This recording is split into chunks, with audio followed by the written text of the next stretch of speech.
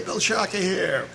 Welcome back to the 5-Minute Motivator, and welcome to part 2 of the top 5 mistakes made by new supervisors. Yesterday we covered that one of the biggest mistakes is that new supervisors still think they are one of the coworkers, and the second, the biggest mistake they make is that they try to continuously be friends and not necessarily the boss.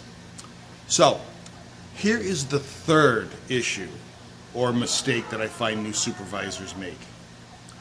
They want to continue the socialization process as before. Maybe you can, maybe you can't. You need to look at the composition of your workforce individually. If you find that your new employees that were your coworkers are taking advantage of the situation, then you may have to curtail socialization. You may not be able to socialize as much as what you would like. Think about that. If it's to the point where it doesn't matter, you're going bowling, you're going to shoot darts, whatever it happens to be, and there's no issues, beautiful. But as soon as they start bringing work into the picture and they start looking for specialized information, you may have to curtail socialization. Now, you got to be careful with that.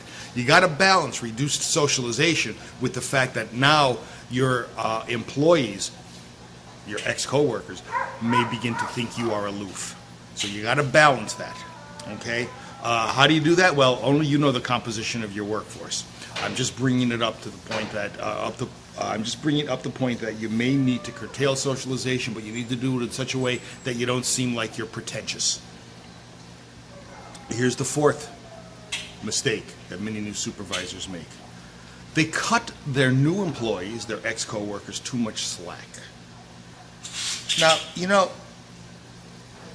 may want to think about that. How much slack did the employees ask their old supervisor? Are they asking you for more? If they are, why?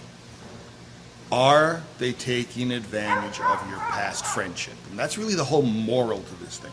Are they taking advantage of your past friendship? If they are, stop it. Just stop it in its tracks. I'll explain how in part 3 when we discuss how to stop these mistakes. And then finally, the fifth mistake, accepting less than excellent work. Now, folks, you've got to ask yourself the question: did they produce excellent work prior to you being the supervisor? If the answer is yes, then why would they stop producing excellent work now? The only reason is they're taking advantage of the relationship, and you need to put a stop to that. Okay, so if you put these 5 mistakes into context, I think what you're going to find is that if you are a new supervisor, you've probably committed several of these. These are very well researched. Okay, I don't want you to think I'm sitting here pontificating. I've done extensive research in these over the last 5 or 6 years. So let me go through these again. The top 5 mistakes made by new supervisors. They still think they are they're coworkers. Number 2, they're trying to be friends and not necessarily the boss. Number 3, they're wanting to continue to socialize. Number 4, they're cutting their employees too much slack. And number 5, they are accepting less than excellent work. Folks, put these into practice, put these into play.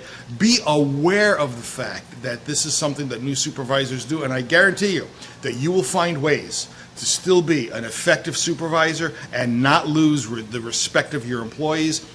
And you know what? Maybe you could still go over to their house for a weekend barbecue. Bill Shaka thanking you for the first 2 of 3 parts on mistakes new supervisors make. Tomorrow we are going to discuss 3 strategies in terms of what to do about not making these mistakes. Thanks for your time. Talk soon. Bye.